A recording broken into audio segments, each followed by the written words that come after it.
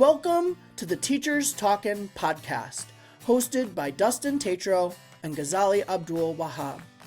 In this podcast, we discuss all things education and teaching, from innovative teaching methods to challenges to strategies and much, much more. In this discussion or roundtable-based podcast, we bring in educators from all around the world to talk about a variety of education topics so that we can support as many teachers as possible. We want this to be a place of inspiration, personal and professional development, and simply a place where we can elevate education together. Welcome to Teachers Talkin'. Welcome to Teachers Talkin', everybody. I am Dustin, and I'm always here with my co-host Ghazali. And today we are absolutely thrilled to be welcoming Chelsea Marone, who's a former teacher and principal who also spent nearly a decade working in special education and school leadership. And she now works with, I'm going to make sure I pronounce it. Is it Kaiba? Yes. Kaiba, which is an AI powered Edtech startup, which is focused on supporting teachers and reducing burnout. So we're going to be exploring AI's role in education, not as a replacement for teachers, but as a tool to lighten our workloads, to enhance instruction, and to allow educators to focus on what matters most, their students. So that is why today's episode is called AI in Education, a teacher-centered approach to innovation. And we're going to focus on the overarching question, how can AI empower teachers, reduce burnout, and enhance learning without replacing that human connection in education? So before we really jump into our questions, Chelsea, can you just tell us a little bit about your journey from teaching in school leadership to working in EdTech and AI? Of course. So right after college, I joined the Teach for America program, and I was placed in super rural South Carolina. I was placed in a special education classroom. I was in self-contained, and it was really challenging. I always like to say it's something I don't think I could ever do again, but I wouldn't trade it for anything because I learned so much, even though it was really difficult. And I think from those first few months in the classroom, I learned that I didn't want to leave education. I just sort of fell in love. And I feel like that's how a lot of teachers feel, right? You work with students, you have that connection, and there's just something so incredible and truly magical about that. So I stayed in my placement school for 3 years, but then after that, I just wanted to be closer to family. I'm from New Jersey. I'm in New Jersey now. I'm back. But for a time, I moved to Brooklyn to teach in a charter school. So I taught fourth grade there for a few years, also some third grade, and I was in an ICT setting. So still in special education, but just a different setting, a little less restrictive. And after that, I did 4 years there. So I did 7 years in the classroom in different settings of special education. And then I became a principal. Kind of funny, I was supposed to be an assistant principal, but then there was a need for a principal in my school. So that's how I came to be there. It was during COVID, so it was definitely challenging. It was transitioning out of the school, back into the school. So just on top of being in a leadership position, there was the whole added layer of COVID, which definitely was not easy. And then unfortunately, just due to enrollment numbers, my school closed. And that was after 2 years of being a principal. I kind of saw that as an opportunity to ask myself, what do I want to do next? Is this what I want to keep doing?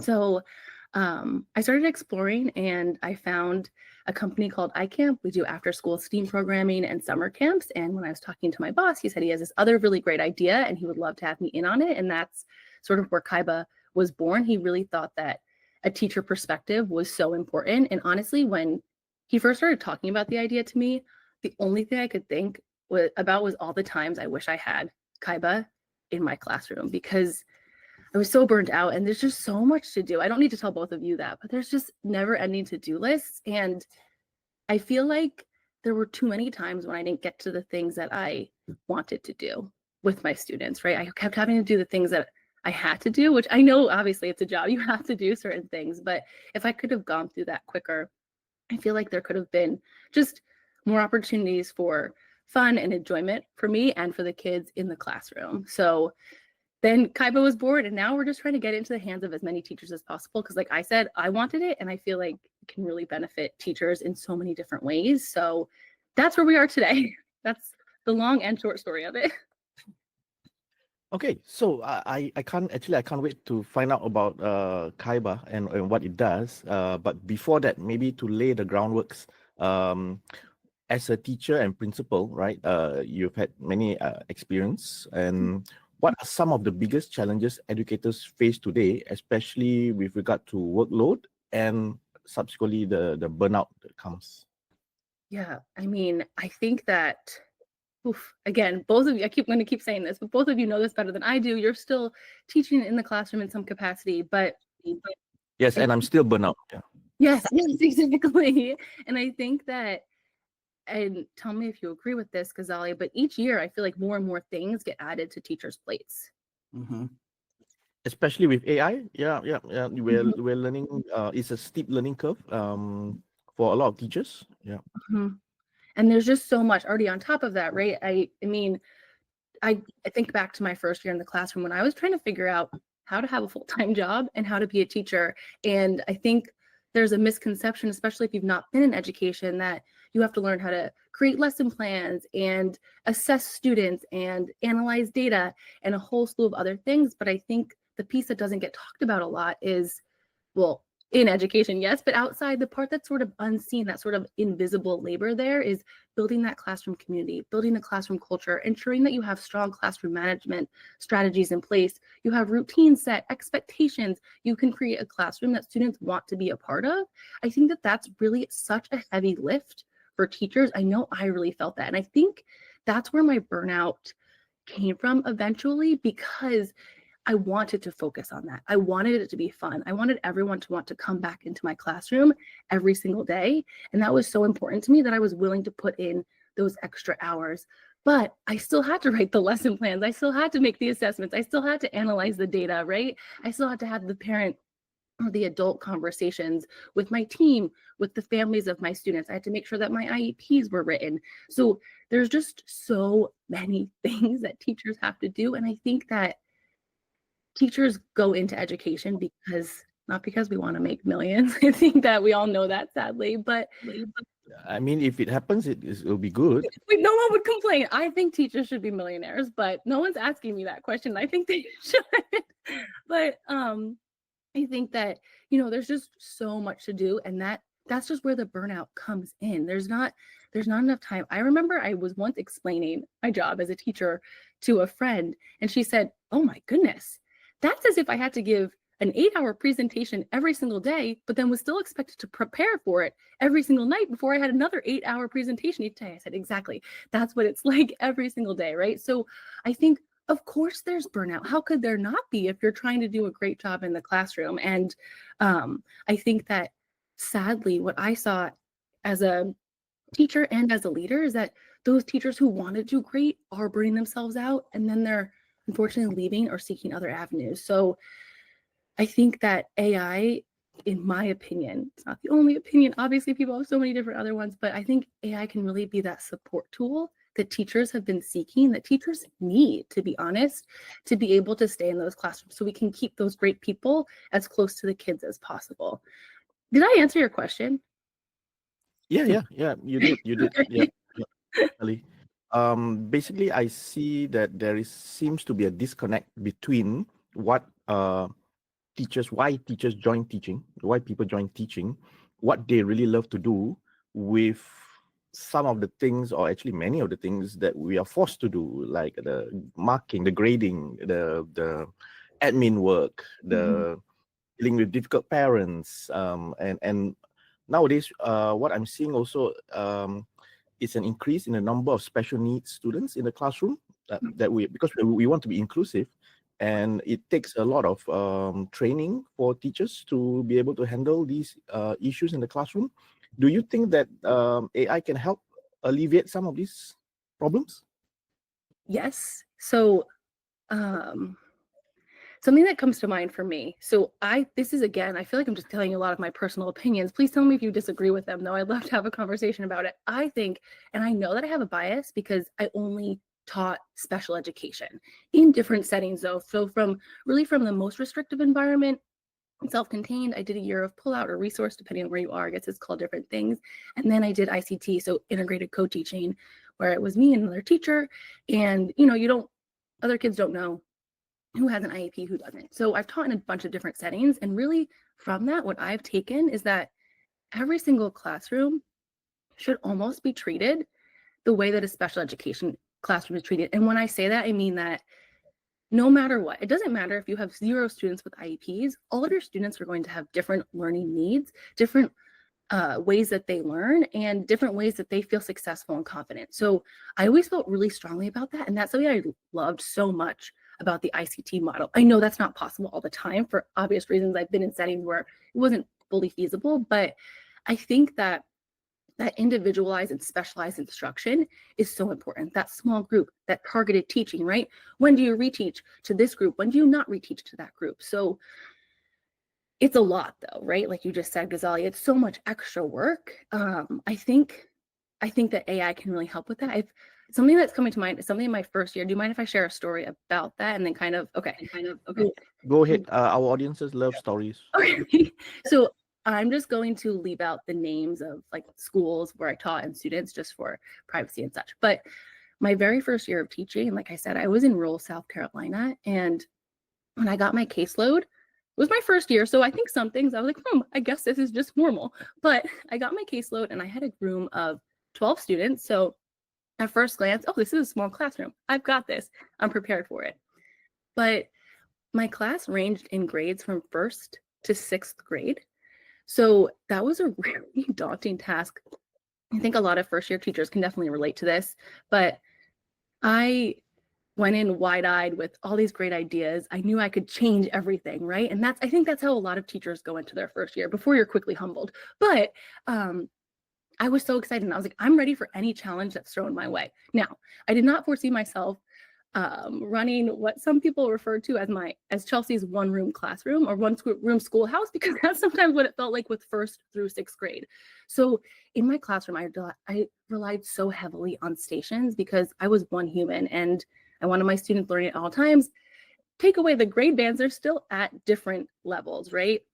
They all have different needs, different IEPs, different goals that I had to work with. So I don't know if it still exists. If it does, shout out to Moby Max, because I had 3 computers in my classroom and that was a station. So that really helped me a lot. But I was constantly coming up with new lesson plans, different strategies at different levels. I always like there to be a theme because I didn't want students to not feel included. So even if that theme was very loosely base 10, because, from 1st to 6th, that's a lot of different math standards you're working with there. So I would do different stations, and I think about 2 things as I'm working in Kaiba when I think about my first year teacher self. One, I want to give her a hug because, oh my gosh, like that girl was working so hard, and I don't think she was working that smart, I'm going to be honest. But so that's one, she needs a hug. And 2, I wish that I could give her Kaiba and be like, hey, you know what your goal is, you know what you want to do, you have these really great ideas, but you don't have unlimited time. You're only one human. And would Kaiba have saved my whole life and solved all of my problems?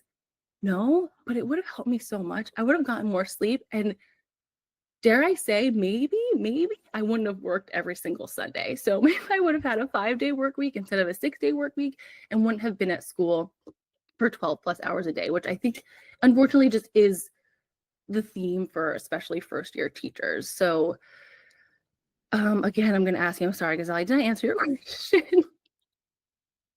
Yep, you certainly did. Okay. Chelsea, these challenges are also very, very real. And here we're talking about really differentiation, especially in a special ed classroom, but even in all classrooms. And then as we start to do more inclusive classrooms where there's co-teaching and whatnot, those challenges continue to rise when we're talking about differentiation. Like it's truly one of the biggest challenges in education, aside from, everything else. But when we're talking about planning and meeting the needs of our students, and it's such a hot topic, but it's the hardest thing to do. And so I think I would actually really like to know a lot more about Kaiba, because I think as we're talking about that, there's a lot of concern when we talk about AI in replacing teachers. And as I said at the top, that's not what AI is meant to do, nor will it do, because we simply cannot take away the human connection. That's the only way we actually do learn. But how do you see AI as playing a supportive role rather than a replacement role in education? Yeah. Okay. Well, first off, love that you both feel this way, that it's a support and it should be something that is used to be helpful. I think, well, there's so many different layers to learning at school, right? Of course, okay, kids are going to come home. They need to know how to read. They need to know their multiplication tables. There are all these standards that, as a society, we feel that and decided that our kids need to meet. But there are so many other things that kids are learning at school. I would argue, I mean, what are we doing right now? We're talking, right? We're connecting, we're networking. And those are skills you learn in school. So those social emotional learning skills and those interpersonal skills, being able to work with groups, being able to work through problems, those are skills that students need to be taking away from school, right? So I think that sometimes when teachers are getting bogged down and just spending hours and hours creating lesson plans and just, I think, doing all the stuff like that's not maybe our favorite part of teaching. It would be great if we could cut that out and we could really not cut it out. I don't mean that, sorry. Cut down the time it takes to do that and then be able to focus more heavily on those social emotional learning skills, those interpersonal skills, so that students can walk away with those skills that they need for life in any job or career that they have later, really just in life in general.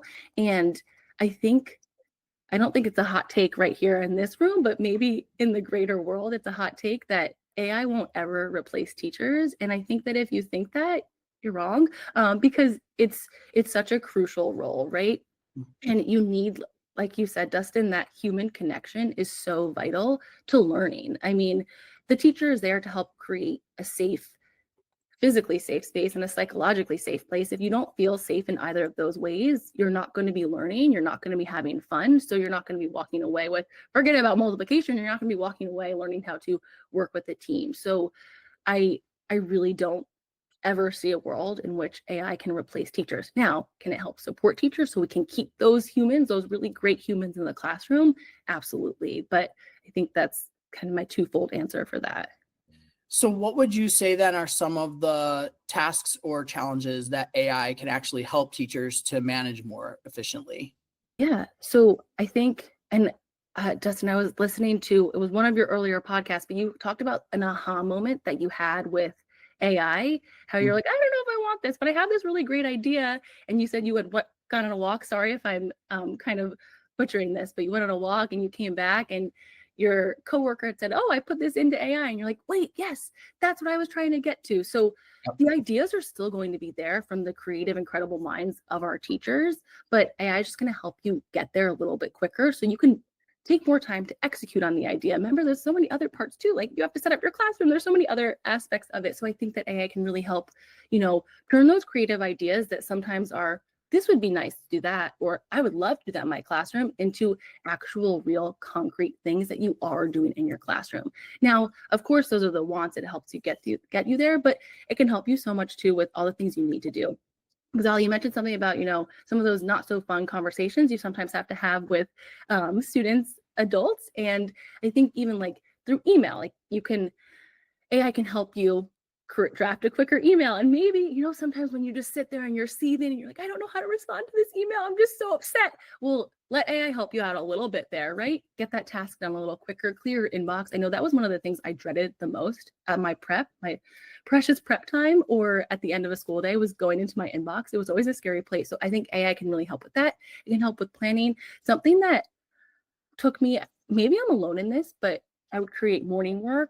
Since I was in elementary school, I guess the equivalent will be like a bell ringer for older students. But gosh, I'm embarrassed about how long it took me to create those, because I always wanted to make them creative and a fun theme and have my students' names in them.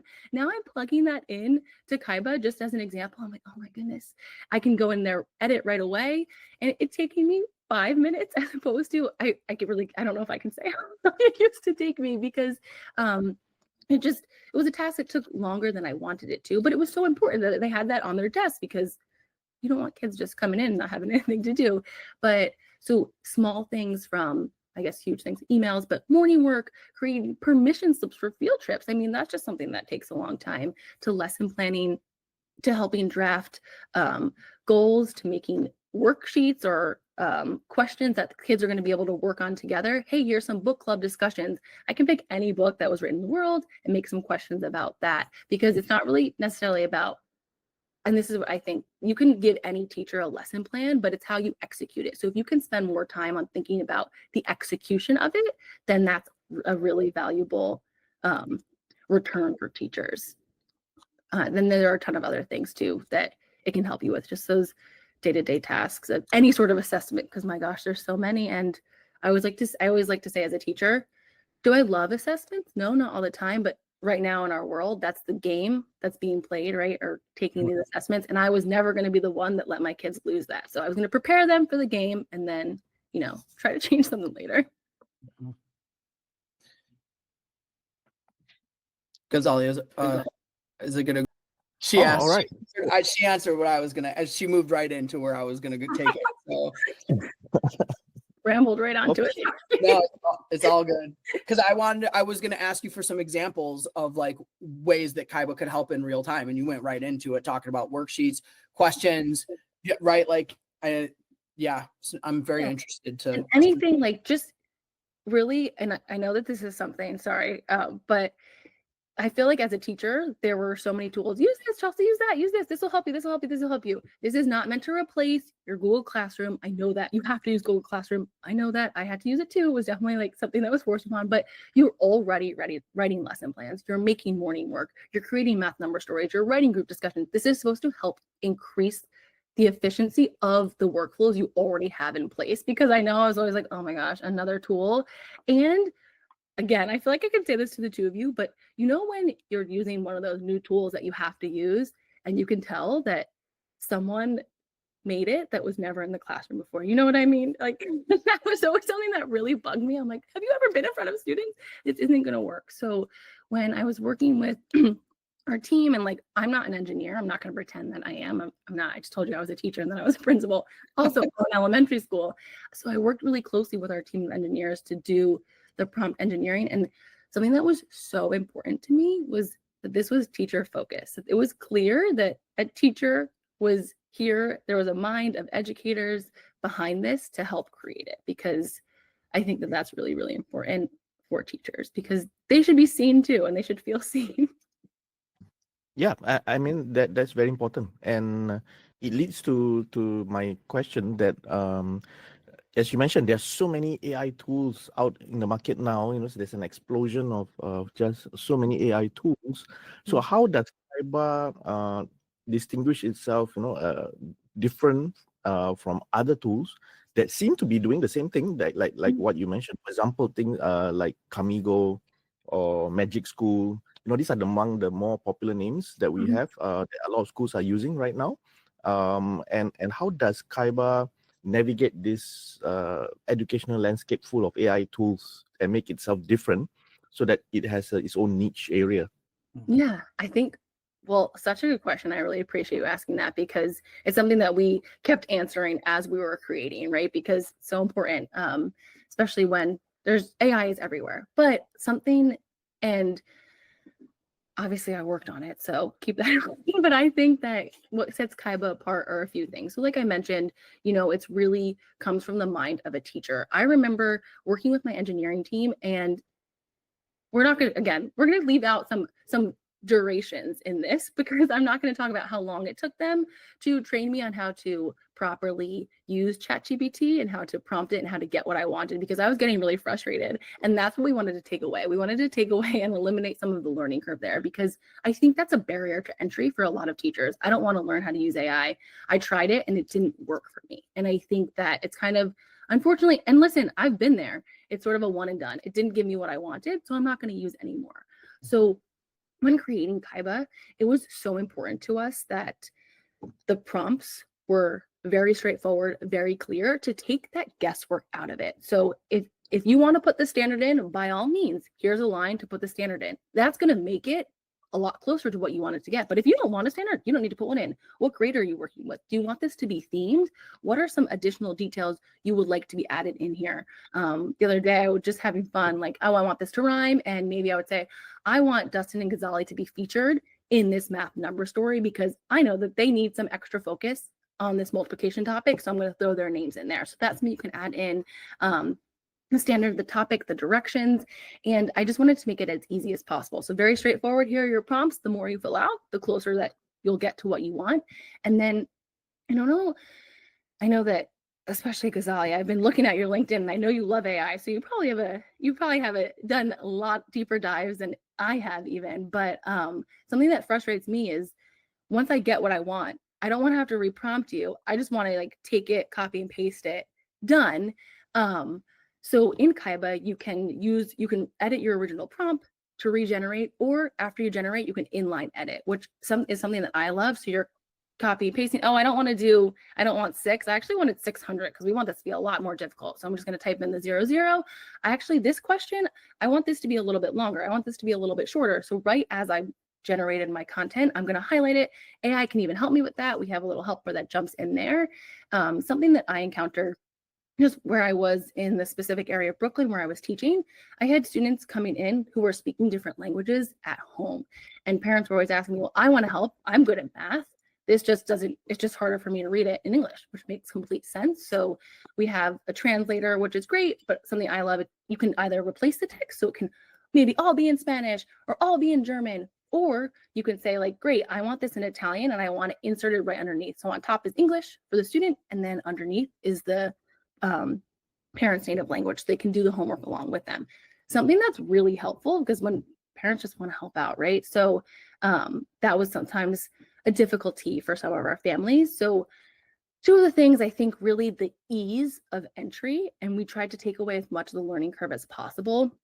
And I think that we really did that with, listen, if you asked me 2 years ago, or when I was leaving the classroom, oh, Chelsea, you'll probably do prompt engineering in a few years, I would have said, what kind of engineering is that? I don't know, I've never heard of it before. And this would just not have been the path that I saw for myself. But I really worked so closely with our engineering team just to make sure that the outputs made sense. I created exemplar outputs, gave feedback, came up with formatting, because teachers, we like things to look a certain way. We like headings, we like bold, we like italics, we like bullet points. So that was super important that it was already formatted in a way that made sense to me and hopefully to other teachers. But then if it doesn't, we have that inline editing tool so you can quickly edit and change things. And I always like to say too, Kaiba, as any other AI tool, it's not something you should say, oh, it's 7:59 and my class starts in 1 minute. Let me quickly generate something. Just like you wouldn't rip something out of, hopefully, out of a workbook and just make a copy of it and hand it out to your class before reviewing it. It's similar with AI, but what's different about AI is this is coming from your brain and then you're tailoring it in just a quicker fashion. So really just like the ease of entry, that's our hope into Kaiba, and then the inline editing ability and how you can quickly change it to exactly what you want without needing to reprompt over and over again. So yeah, it's just like a custom built inline editor. Awesome. Maybe if you allow me to ask, if you can't say it doesn't matter. I'm trying to dig your secrets. What is the brain behind Kaiba? There's so many LLMs right now in the moment. Recently, Elon Musk just released supposedly the best in the world, Grok 3. Yeah. So are you using ChatGPT? What version of ChatGPT? And the second thing, the important thing is, how do you go around this big issue of hallucination and bias, which is actually preventing a lot of teachers? They are afraid of it. That's why they don't use it. Yeah. So and each LMs may have different hallucinations or bias tendencies. Yeah. So what is going on around in the background, which is what I think our listeners are interested to know. What's at the back? So we are using ChatGPT, and then I think something that sets us apart is the amount of engineering and editing and training of our AI that went into it to just create those outputs that we thought were best. Again, I don't think you should ever just generate something and then hand it out, but I do completely understand, and this is something that I've definitely been researching and looking into, just the inherent bias of AI in general and the hallucinations that are coming up as well. But I understand, and listen, I just want to say this again and again. I understand the hesitation. I think that teachers should always be asking questions, and not just teachers, everyone, right? We should always be curious, asking questions, not just believing anything at face value. I think similar to when the internet boomed, right? You can't just believe everything, same as today, you can't just believe everything that you read on the internet. But something that this makes me think of is just education in general. So, I think my first few years in the classroom, I was told I had to use these textbooks that were in my classroom. And this is not an exaggeration. I remember having to literally blow dust off of them before I cracked them open. And I just couldn't, I wondered, why am I using this? What is the purpose of me using this textbook? And it was, well, we bought them, so they need to be used. And listen, I've been on the admin side. I get that. There's, you have to spend so much time going into what's in our budget, what's not, and purchasing these textbooks. I promise I'm getting back to the point. But that's just, I think, a concrete example of how education too often gets left behind, right? So, you're still using textbooks when the rest of the world's on computers. Again, there's a huge economic barrier, and I understand that, but I think this is that next potential barrier that I don't want education to be left behind with. So every other industry has so many different platforms that everything's now being enhanced or powered by AI. So why should education not also be enhanced or empowered by AI? So same as AI everywhere, there's going to be bias, and there's going to be things that are going to be scary, right? So just like in every other industry, teachers have to be cautious as well. And I think, teachers are experts at making lesson plans. They're experts at making assessments, at creating exit tickets or homework, whatever it might be. So I think obviously, okay, I have a bias here too, because I think teachers are so incredible, but I think that teachers can quickly sniff that out. No, that's a fact. That's not bias. That's a fact. Yeah. It is. Yeah. And I think that, listen, and every single person on this planet needs to be a little hesitant of what they're generating with AI. What I'm trying to say is that I think teachers can sniff it out because they're smart, they're amazing, and they're such experts at their craft that I think they can quickly be like, this doesn't make sense, or this is wrong. Also, I think, you just have to be hesitant, you have to be cautious about what you're feeding into AI. But in terms of bias, it's going to be everywhere, unfortunately, everything. Even if you bought a curriculum, there's going to be bias in a curriculum. So I think that could also be an advantage, right? If you generate something on AI and you say, this question has an awful lot of bias in it. Just an example, why is this doctor automatically male? Great, take 2 seconds, change it. Now this doctor's a female. Awesome. Instead of having to write, maybe, I don't know if people would do this, but write in their textbook a she instead of a he or something. Now you can just change it before you're handing it out to your kids. So I think definitely looking for that bias. And like I said, I think that teachers can sniff it out. So, and then being able to change it and catering it to what you want and what you need in your classroom. Oh, yes. So definitely that is the answer that I was looking for. And basically what underlines it is that you can't replace teachers because you need somebody to look out for these biases, So Yes. yeah, we won't be out of a job. Yeah. So No, and that's never going to happen. Yeah. And then how do you make your Kaiba competitive? We see what you mentioned about the output, right?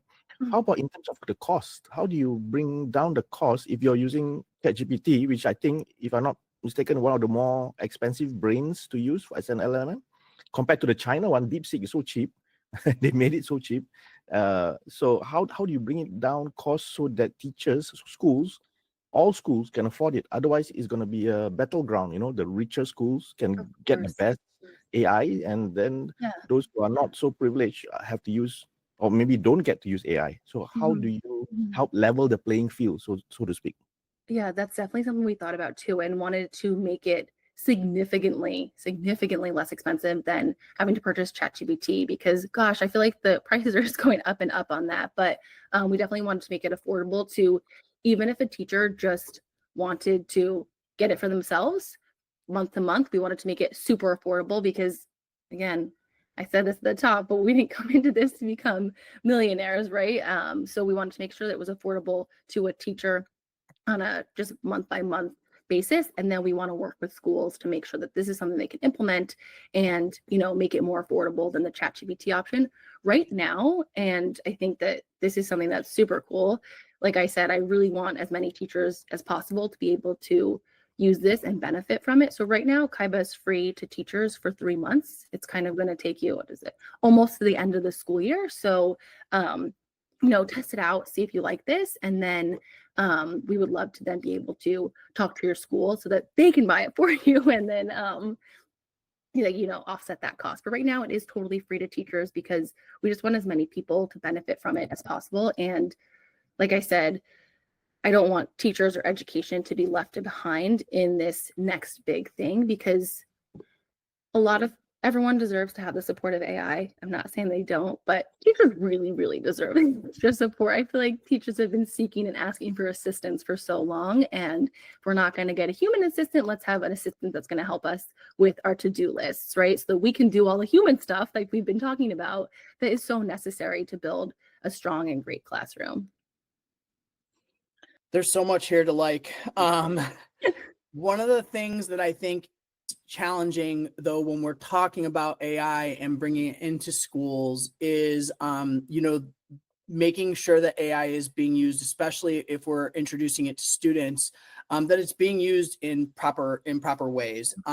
So from your perspective, what policies or practices do you think schools should start to implement in order to ensure that AI is used both not just efficiently, but also ethically? I think that's such a good question. It's such a hot one right now. I feel like that's just the question to everyone's lips is, how are we going to make sure that this is safe? And I think that, like so much else in teaching and education, modeling is so key and important. So how are we going to expect our students to enter a world and a workforce where AI is so prevalent if they've never seen the adults in their lives use it? That wouldn't make sense. And I feel like it would put just our next generation at an unfair disadvantage. So I think that it's really important that educators have a certain level of AI literacy, because that's where our world is trending, right? It would be as if we said,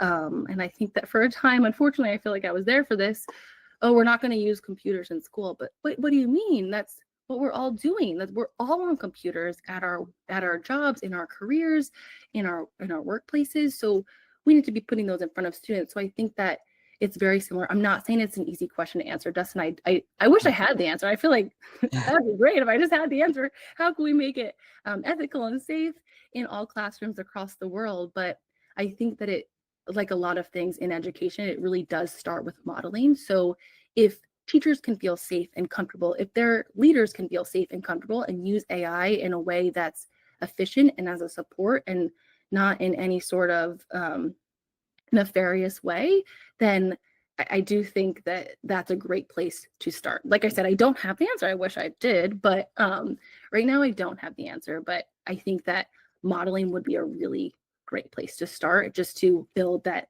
AI literacy for, again, in order for the students to get that, the people leading the students need to have that as well.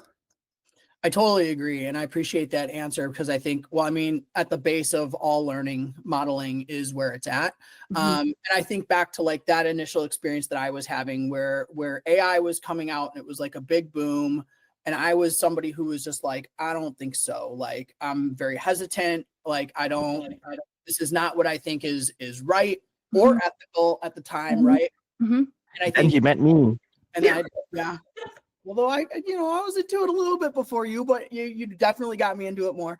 But I think, if I continued down that path, then what I was modeling to my students and my colleagues was that this is not a direction to go.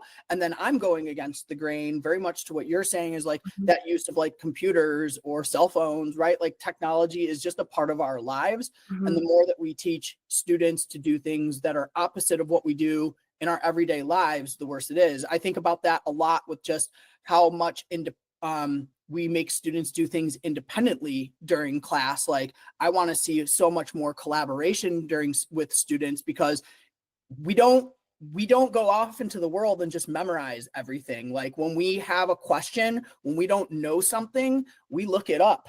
And so like even the idea of like standard-based testing is so outdated because like nobody needs to memorize anything. And so I think that idea of modeling how you use it, and especially from like leadership perspectives, if principals and school leaders are against using AI, are not using it in their own lives or whatever, then they're sending a message to their teachers in which the teachers are going to send to the students, and then you never really go anywhere. So where would you say you see AI evolving in the education space over the next, 5 years, 10 years, maybe? I think that's a really good question. I'm going to just be honest. I don't think one that someone has asked me before. So let's see. So I think there's, as with everything else, a few layers to this, right? So in an ideal world, I think, again, because this is the way our world is trending, I do think that within the next 5 years, there would be so much more taken off of the plates of administrators and the plates of teachers. And I think that the role description could maybe go back to more of what we initially thought the role of an administrator and the role of a teacher should or ought to look like. And when I say that, I mean, run a safe classroom where your kids can express themselves and learn and grow. And I think that with the help of AI, we can get back a little bit closer to that. So that would be from the adult side, right? Just again, taking a lot of those things off of the plates of the adults in our schools and districts so that they can focus on what really matters and what's super important in education. Back to the topic of all of this, that human connection.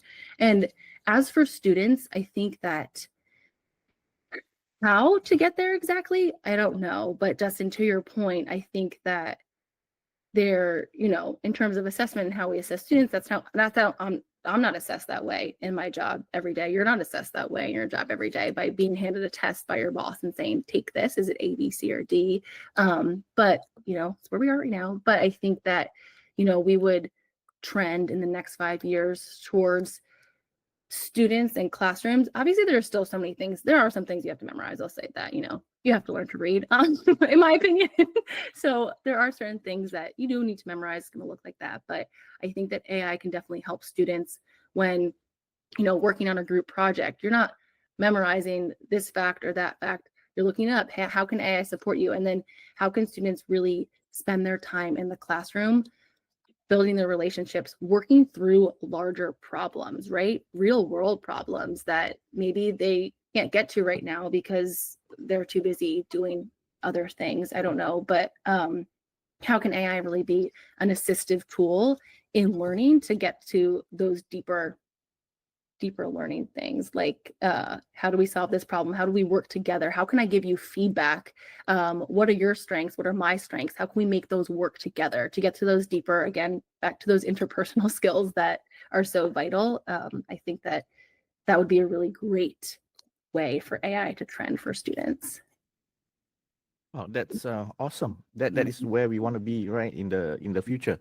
Okay, so all three of us here in this room right now, we are AI positive. We want to see the use of more spread, the use of AI.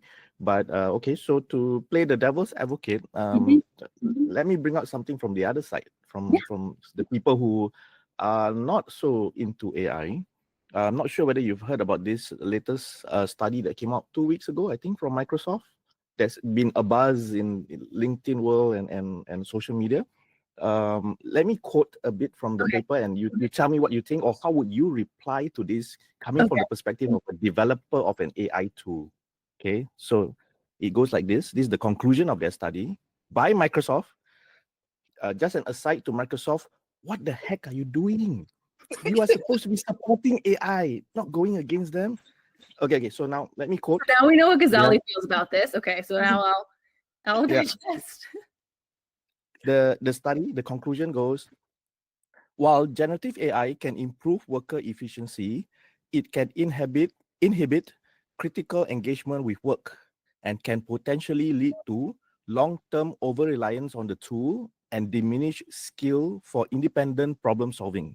Higher confidence in generative AI's ability to perform a task is related to less critical thinking effort. In other words, it's making us dumber. So, right. Wow. From Microsoft. Right. I feel like there's a conflict of interest there, but we won't go into that right now. I think that everyone said the same exact thing about Google, or remember Ask Jeeves? I mean, I used to ask Jeeves everything. But I think that search engines there was a similar sort of feedback that came out when people were just Google it.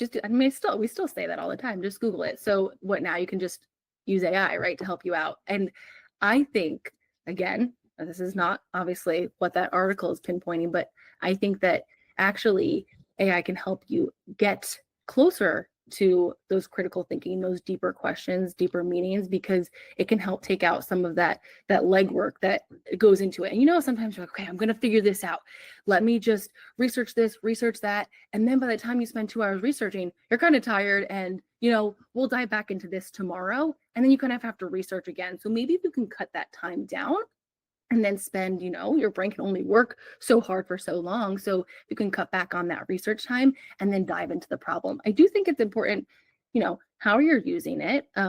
So if you're trying to solve a problem at work, it's not going to solve all your problems for you. Absolutely not. It's going to maybe help you make you more efficient, and then use your time in a different way, as opposed to, again, doing all that research. You can look something up, it can summarize something for you, and then you can really get to the root of the problem quicker. So, I mean, yeah, I don't agree with it, but I think that it ought to be used like everywhere else as a support tool, as something to get you closer to that critical thinking and closer to those deeper meanings and the root causes of your problems. I absolutely totally agree. Yes. And just as an example, illustration, I argue with AI all the time. I mean, I don't automatically agree with the first thing that comes on my screen. I've asked AI for my presentation. I asked, should I begin with the challenges or the opportunities? And then the AI said that, oh, you should begin with the opportunities. Then I said, I don't agree. I think I should end my presentation on a high. So I should end it with the opportunities and start with the challenges. And that is a more natural flow. And automatically AI just say, yes, I think that's a good idea, because from that perspective, you are right. Right. Yeah. So, and that's an example of practicality, right? Yes. And okay, when people say when you flip a coin, okay, if it's heads, I'm going to do this. If it's tails, I'm going to do that. And when it's flipping, you kind of have, oh, I hope it's heads because I want to do that. I feel like that's sort of what you just described. So as you're taking the time to ask AI something, you're typing out your thoughts, you're thinking about it. And yes, it only takes a few seconds to generate, but you only needed those few seconds to know how you genuinely wanted to begin and or end your presentation. So you know what? Maybe that was just some think time for you, and you're like, nope, I'm not going to do it that way. I'm going to do it this way. Now I know how I want to do it. Can you help me add these points in there? So you're still doing the thinking work in that example. Also, if you're just taking, especially for a presentation, sorry, I'm just like going off right now, but if you're taking that especially for a presentation, you're just taking AI at face value, every single person in that room is going to be thinking, this doesn't really sound like Ghazali's voice. This doesn't really sound like he's speaking, because it's not how you would have started or ended your presentation. So much like anything else, I mean, it's like, if you print off an article, if you printed that Microsoft article and brought it to a presentation and started reading it, people would be like, that's not really what he thinks. I don't think that's what he thinks. And I think it's similar with AI. You can't just take it and use it. It doesn't make sense. You're taking out that human piece then. And I agree. Like, I was actually just using a system to help me with a feedback for a student. A student that I work on with some like tutoring, and he needed to rewrite an essay for school. And so he sent it to me, and of course I'm reading the paper, but also like it takes a lot of time to generate good feedback to help a student, especially when that's not actually your student, because you don't know what another teacher is giving them, right? But I'm an English teacher, so I do know writing structure. But what I did was I read the paper, I saw things that stood out to me that needed to be improved. I looked at the feedback that the teacher was giving the student. It was not good feedback, by the way. It was like, I thought, man, if I was the student, I wouldn't know what I'm doing in regards to revising. So that was really disheartening.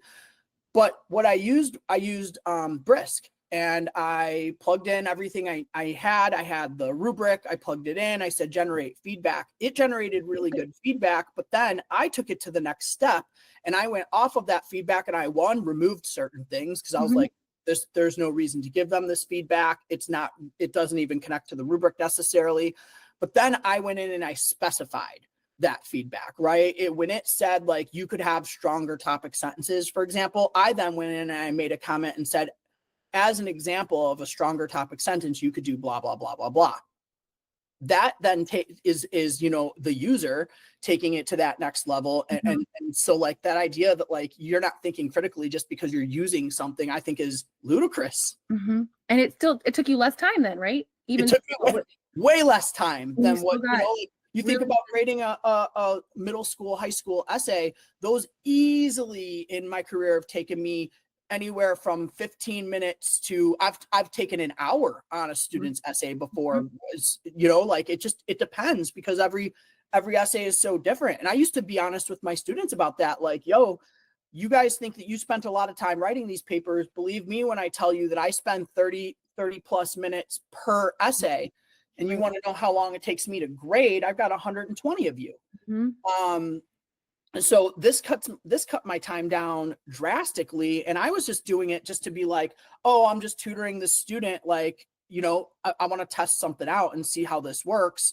And it helped me in a tremendous amount of way. And then I actually saw that student this week and I said, hey, how did the rest of your revision go? And he said, I got all threes, which is what I needed to get. And he felt really proud about that. So it helped me and I helped him and we move on. Win. Yeah.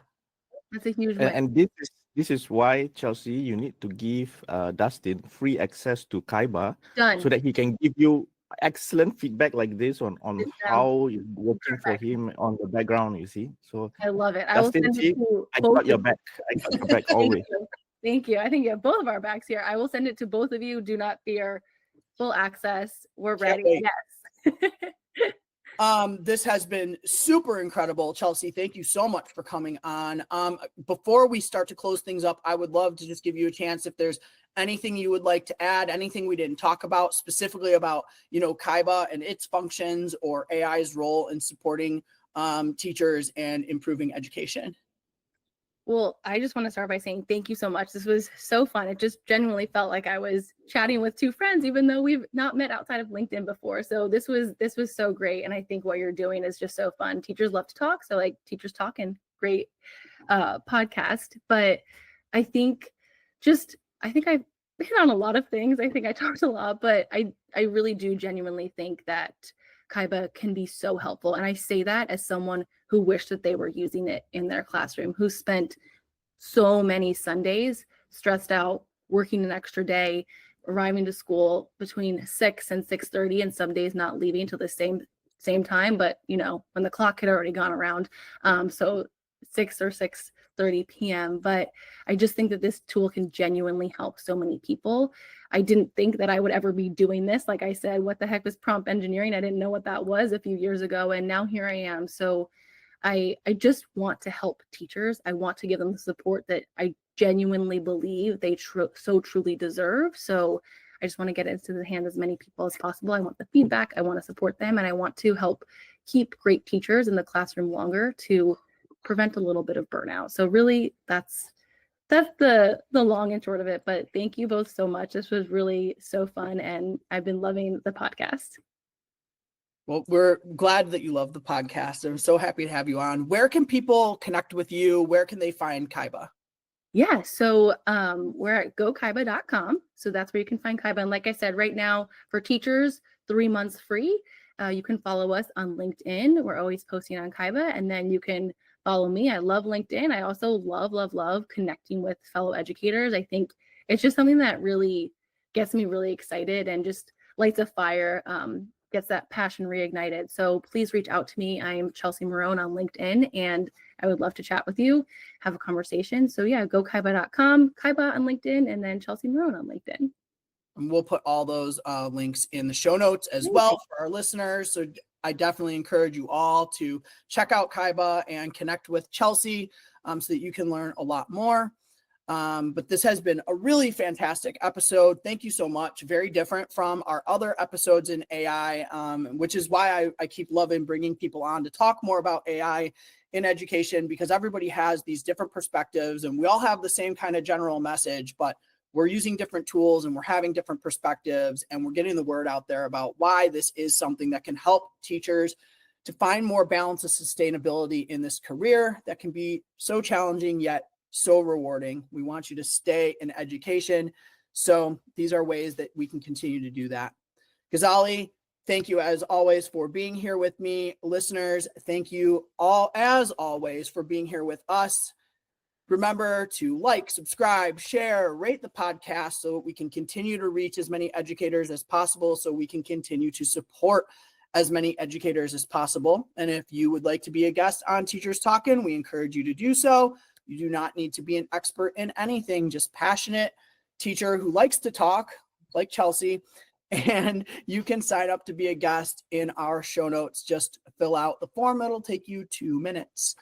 So as always, thank you so much for tuning in, and we will talk to you next time.